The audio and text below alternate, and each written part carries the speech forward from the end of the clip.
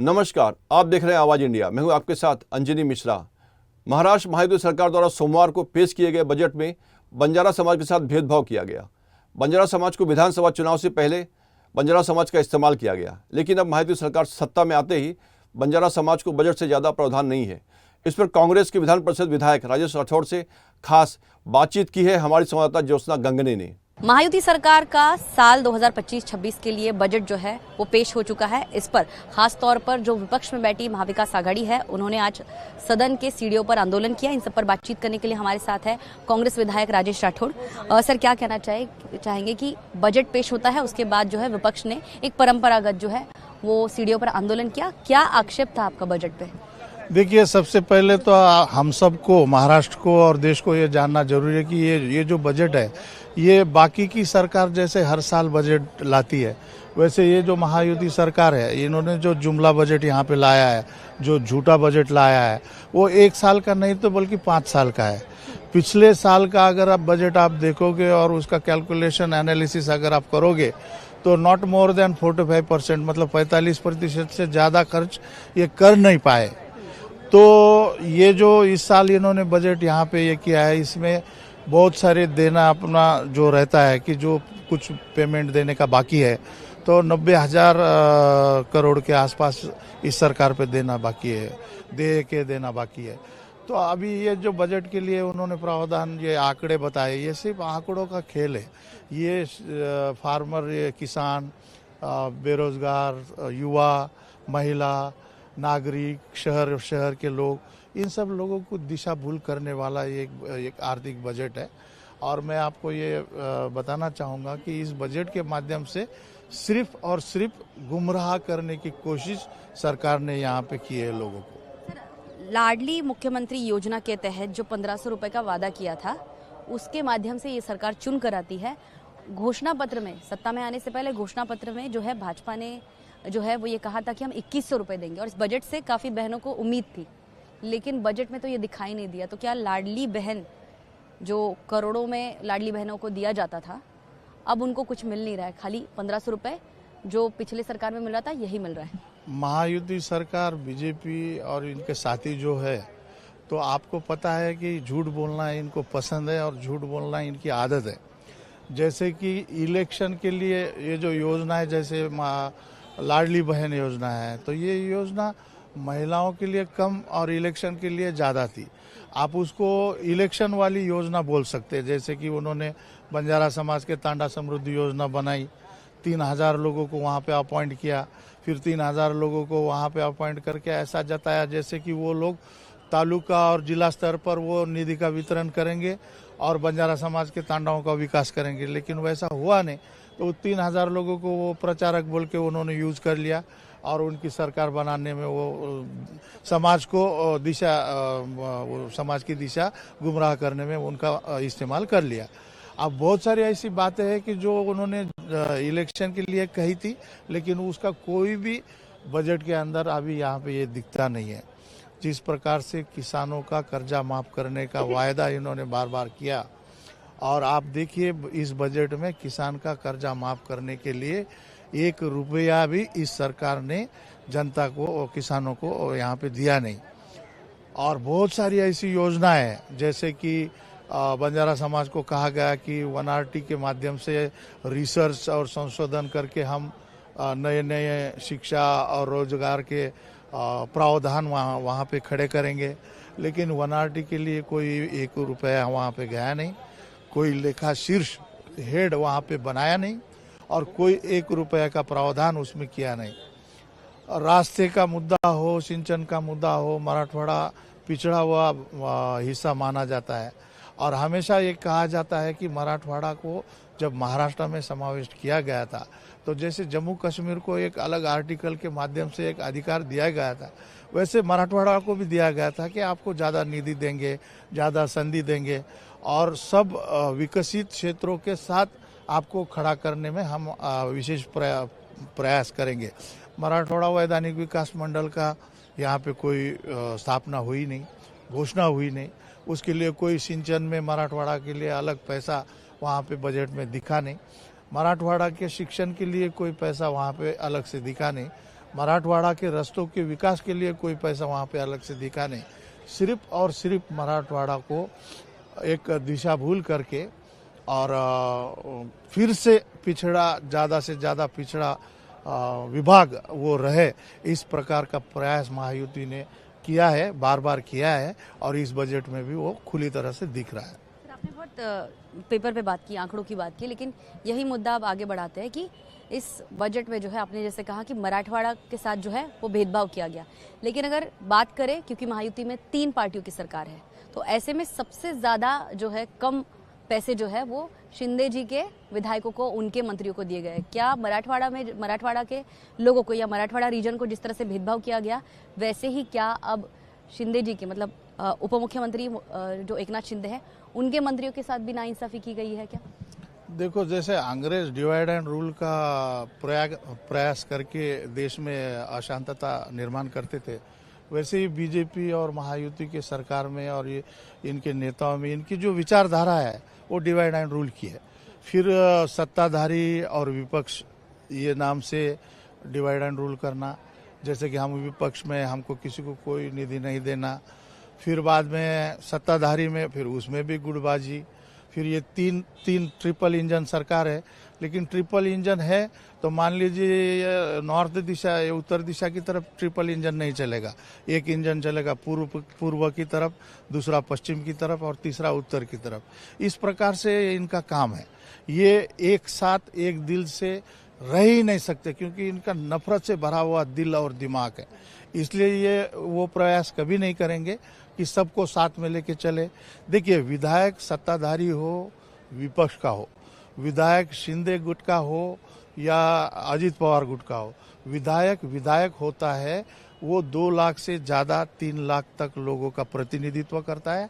हमारे जैसे विधान परिषद के विधायक ये 288 एमएलए के माध्यम से हम चुन के आते हैं, और अगर हमें चुनने के लिए अगर 27-28 एमएलए का अगर हमें वोट मिलता है, तो आप गिन लीजिए कि हम जैसे विधायकों को 2 लाख और मल्टीपल बाय 30 अगर करेंगे तो 6 करोड़ से ज़्यादा लोगों का प्रतिनिधित्व हम करते हैं। तो हमें निधि देने का मतलब ये नहीं होता है कि राजेश राठौड़ को निधि दिया। हमें निधि देने का मतलब ये रहता है कि हम जिस क्षेत्र से आते हैं, जैसे कि पिछड़ा हुआ मराठवाड़ा है और हम बंजारा क्षेत्र से आते हैं, जहाँ पे आज भी रोड नहीं है, आज भी माताएं बहनें वो सिर के ऊपर हांडा लेके पानी लाती है, आज भी वहाँ पे जोड़ रास्ता नहीं है। तो ये जो वंचित घटक है, अविकसित घटक है, उनके विकास के लिए वो निधि हम खर्च करते हैं। तो निधि अगर देना है तो सबको समान देना चाहिए, उसमें कोई भेदभाव नहीं चाहिए। और रहा सवाल इनका, आपके सवाल का, कि हाँ, वो निश्चित तौर पे ये देखा जाता है कि जिसके हाथ में जो लाठी है उसी की बहस हो जाती है। और फाइनेंस मिनिस्टर जबकि अजित पवार जी है तो वो उनके विधायकों को ज़्यादा और दूसरों को कम करेंगे, तो इसमें कोई आश्चर्य करने वाली बात नहीं है। साथ ही अजित पवार ये भी कहते हैं कि हमने लाडली बहन योजना में 2100 रुपए देंगे, ऐसा कोई वादा ही नहीं किया था। देखिए, अगर उन्होंने वादा नहीं किया था तो फिर इसका मतलब ये समझ लीजिए कि मेरा नाम राजेश राठौड़ नहीं है और इस इमारत का नाम विधान भवन नहीं है। ये जितना सच है उतना वो सच है कि उन्होंने ये वादा किया था। ये वादा आपने भी सुना था, हमने भी सुना था, और इस महाराष्ट्र की भोली भाली सब महिलाओं ने, जो कि लाडली बहना है, वो उन्होंने सुना था और उन्होंने उसी खुशी के माध्यम से इनको राखी बांधी थी। अब उस राखी का सम्मान भी अगर ये नहीं रखना चाहते और उस बहना को धोखा देना चाहते हैं जिस बहना ने इनको सरकार पे बिठाया है, इस कुर्सी पे बिठाया है, उसको अगर ये गद्दारी करना चाहते हैं तो वो तो आपको मालूम है कि ये सरकार ही गद्दारी से पहले बनी थी, अब वो एक्सटेंड हो के आगे चली है। महाराष्ट्र में महापुरुषों को लेकर विवादित बयान करना या फिर औरंगजेब की तारीफ करना, इसको लेकर बहुत विवाद देखने को मिला। विधान परिषद के विधायक जो है अमोल मिटकरी, आज उन्होंने सरकार से निवेदन किया है कि जो भी छत्रपति संभाजी महाराज या महापुरुषों को लेकर विवादित कंटेंट अगर यूट्यूब पे है, सोशल मीडिया पर है, तो उसको हटा दिया जाए। इसका कांग्रेस पार्टी की इस पर क्या भूमिका है? देखो, कांग्रेस की भूमिका हमेशा से स्वच्छ और स्पष्ट रही है कि जो भी हमारे महापुरुष है, फिर वो कोई भी हो, उनका सम्मान पूरी तरह से रखना चाहिए। लेकिन इस राज्य में दुर्भाग्य से ऐसे बहुत सारे लोग सामने आ रहे हैं कि जो कि महापुरुषों का अपमान वहाँ पे कर रहे हैं। तो सोलापुरकर है, कोई नागपुर से कोरटकर है, कोई इधर से अबू आजमी है। तो हमने कहा, हमने मांग की, हमने वो सभागृह का कामकाज रोका और हमने सरकार से दरख्वास्त की कि कोरटकर, सोलापुरकर और अबू आजमी इनको एक ही जेल में और एक ही सेल में लॉकअप में डालो। लेकिन सरकार ने तो वो कुछ किया नहीं। सरकार ने सिर्फ उस नाम से बवाल किया है। मुझे तो डर लगता है कहीं उन्होंने मुंडे का राजीनामा छुपाने के लिए तो नहीं किया। लेकिन देखिए, बात छत्रपति संभाजी महाराज के सम्मान की है और इस राज्य में जो छत्रपति संभाजी महाराज, छत्रपति शिवाजी महाराज, राजश्री शाहू महाराज, महात्मा फुले, डॉक्टर बाबा साहब आम्बेडकर और जो भी महापुरुष इस देश के और इस राज्य के हैं, उनके बारे में जो कोई गलत बयान करेगा उसके खिलाफ कांग्रेस हमेशा खड़ी रहेगी और उसके खिलाफ हम मांग करते हैं कि कड़ी से कड़ी सजा इनको मिले। सिर्फ अबू आजमी ही नहीं है, तो इन दोनों को क्या सरकार ने क्या सब्सिडी दी है? तो क्या इनको प्रोत्साहित करने का सरकार प्रयास कर रही है? और किसी ने किसी किताब में कुछ गंदा लिखा है तो वो सरकार ने वो किताब छापी है, तो वो सरकार ने नहीं करना चाहिए। उस किताब पे बंदी डालनी चाहिए। कहीं भी कोई भी कंटेंट सोशल मीडिया, किताब या किसी रंगभूमि के नाटक में और चित्रपट में हो तो वो महापुरुषों के खिलाफ सरकार ने तुरंत उसको रोकना चाहिए। वो किसी के भी नज़र में ना पड़े, किसी के भी कान में उसकी आवाज़ ना जाए। जो हुआ वो गलत हुआ, जो हुआ वो ज़्यादा हुआ, दोबारा ये होना नहीं चाहिए। इसकी जिम्मेदारी सरकार ने लेनी चाहिए। इसी तरह का विवादित बयान से मशहूर मंत्री नितेश राणे ने कहा है कि जो भी झटका और हलाल होगा उसको डिवाइड किया जाए और जो झटका होगा उसको, झटका काटने का जो तरीका है उसको मल्हार सर्टिफिकेट दिया जाए। ऐसा खुद मंत्री नितेश राणे कह रहे हैं, जिसपे जो है भाजपा ने अभी अपनी पार्टी की भूमिका जो है वो साफ नहीं की है, लेकिन जो सपा के विधायक है रईस शेख वो उसका समर्थन कर रहे हैं। कांग्रेस की इस पर क्या भूमिका है? देखिए, कांग्रेस ऐसी पार्टी है कि इस देश के लिए देश प्रेम से भरी हुई पार्टी है, जिसने इस देश को स्वतंत्रता मिलाने के लिए हमारे कांग्रेस के कई नेता जेल में रहे। देखिए, पंडित जवाहरलाल नेहरू जी का सबसे बड़ा कार्यकाल जेल में गया, महात्मा गांधी जी का कार्यकाल जेल में गया, कस्तूरबा गांधी जी नजर कैद थी पुणे में आगा खान पैलेस में, वहीं उनका मृत्यु हुआ। कांग्रेस के नेताओं का इतिहास देख लीजिए, बलिदान और त्याग का है। इंदिरा गांधी जी को गोलियां मारकर हत्या कर दी गई, राजीव गांधी जी के बम से टुकड़े टुकड़े कर दिए गए। उसी परंपरा को लेके कांग्रेस आगे जा रही है, आगे जाएगी। और कांग्रेस की परंपरा यही है कि इस देश का हर नागरिक हमारा है, इस देश का हर नागरिक भारतवासी है और हर भारतवासी का सम्मान, हर भारतवासी को समानता का अधिकार, जो राज्य घटना में आप यहाँ पे पढ़ लीजिए कि समानता का अधिकार, बात करने का अधिकार, अपने अपने ढंग से पूजा पाती करने का अधिकार, अपने भगवान को प्रे करने का अधिकार जो राज्य घटना ने दिया है, हम उस राज्य घटना को मानने वाले लोग हैं। अब मनुवादी संस्कृति से चलने वाले भाजपाई या भाजपा के नेता या इस सरकार के मंत्री, ये हमेशा से लोगों को दिशा भूल करते हैं। क्यों करते हैं? क्योंकि इस बजट पे चर्चा ना हो। इस बजट में जो वैक्यूम है, जो कमियां हैं, जो रोजगार का सवाल है, महंगाई का सवाल है, गैस के डीजल के रेट है, पेट्रोल के रेट है, इन सब चीज़ों का सवाल है, किसानों का सवाल है। इस सब सवालों से लोगों को दिशा भूल करके, गुमराह करके एक किसी और बवंडर में फंसा दे। कोई एक वादग्रस्त, कोई एक ऐसा किस्सा निकाल दे कि जिसमें लोग उसमें फंस जाए। ये इस तरीके का ट्रैप ये लोग करते हैं, इनकी प्रैक्टिस वही है। सर, जाते जाते आखिरी सवाल, क्योंकि बजट सेशन का ये दूसरा हफ्ता चल रहा है, लेकिन विपक्ष नेता कौन होगा इसको लेकर महाविकास आघाड़ी में कोई भी एकता दिखाई नहीं दे रही है।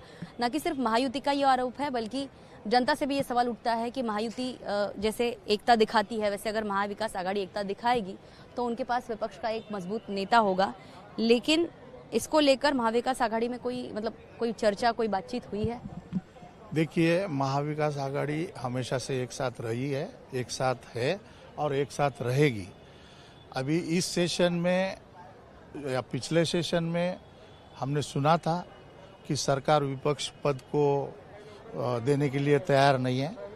इस सेशन में महाविकास आघाड़ी के सभी प्रमुख नेता, जैसे कि कांग्रेस के प्रमुख नेता नाना पटोले जी, अभी हमारे नए अध्यक्ष हर्षवर्धन सपकाल जी, और पूर्व गठ नेता बाला साहेब थोरात जी, अभी के गठ नेता विजय वडेट्टीवार जी, सतेज बंटी पाटिल जी और सभी प्रमुख नेता एक साथ बैठकर शरद पवार जी, उद्धव ठाकरे जी, इनके नेताओं के साथ चर्चा करके इसके बारे में निश्चित तौर पे अच्छा निर्णय वो ले रहे हैं और जल्द ही इसकी घोषणा सरकार करेगी। जहाँ तक सवाल है संख्या बल का, तो ज़्यादा संख्या विधानसभा में शिवसेना की है, तो नेचुरली उनका विरोधी पक्ष नेता बनने की संभावना ज़्यादा है। विधान परिषद का क्या होगा? लेकिन विधानसभा में अगर वो जैसे विधान परिषद में शिवसेना को संख्या कांग्रेस की ज़्यादा रहते हुए 2 नंबर पे शिवसेना रहते हुए दिया, वैसे अगर वो 2 नंबर पे रहने वाली कांग्रेस को अगर विरोधी पक्ष नेता देना चाहेंगे तो उसके बारे में नेता चर्चा करेंगे। और जहाँ तक मुझे लगता है, ये मेरा पर्सनल ओपिनियन है, ये मेरे नेता का और मेरे पार्टी का डिसीजन नहीं है, ये मेरा पर्सनल ओपिनियन है कि जिस दिन विधानसभा में शिवसेना का विरोधी पक्ष नेता चुना जाएगा, उस दिन कांग्रेस विधान परिषद में विरोधी पक्ष नेता के पद के लिए दावा करेगी और वो शिवसेना ठाकरे गुट और शरद पवार जी के राष्ट्रवादी गुट के साथ चर्चा करके ही करेगी और एक साथ मिलकर ही करेंगे। आप निश्चिंत रहे, महाराष्ट्र को ये खुशखबरी जल्दी सुनाई देगी और विधानसभा और विधान परिषद दोनों सभागृह में इस सरकार को घेर कर इनका नकाब फाड़ के इनका सही चेहरा जनता के सामने लाने का हम प्रयास करेंगे। बातचीत करने के लिए तो हमारे साथ थे राजेश राठौड़, जो विधान परिषद के कांग्रेस के विधायक है, जिन्होंने साफ तौर पर कहा कि इसी आर्थिक अधिवेशन में जो है वो विधानसभा में और विधान परिषद में एक मजबूत विपक्ष नेता महाविकास आघाड़ी की तरफ से दिए जाने का पूरा प्रयास किया जाएगा। वीडियो जर्नलिस्ट संतोष के साथ ज्योत्सना गंगने, आवाज इंडिया, मुंबई।